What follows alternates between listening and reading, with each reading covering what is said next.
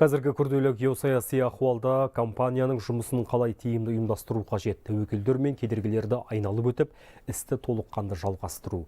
Бүгін елордада корпоративті хатшылардың кезекті форумы өтіп, осы аталған мәселелер талқыланды. Толығырақ тілшіміз жалғастырады.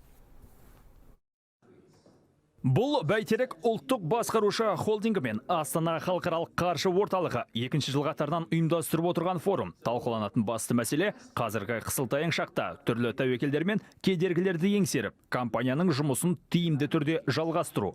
Тақырыпты қаузауға 120-дан астам маман жиналды.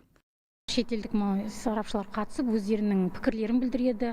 Оларда қандай жұмыс болып жатқан туралы, яғни тәжірибемен алмасады да, яғни қандай стандарттарға көріп жатыр, қандай нәрселер өздерінде жүргізіп жатқан туралы бұл тәжірибе алмасу деп айтуға да болады.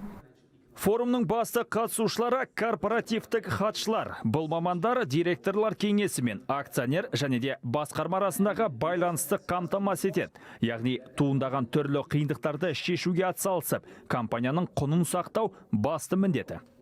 Корпоративный секретарь – это глаза, уши, руки совета директоров. Соответственно, совет директоров должен прислушиваться. Корпоративтік хатшы директорлар кеңесінің көзі, құлағы һәм қолы болып есептеледі. Бірақ олар өздігінен қандай да бір шешім қабылдай алмайды.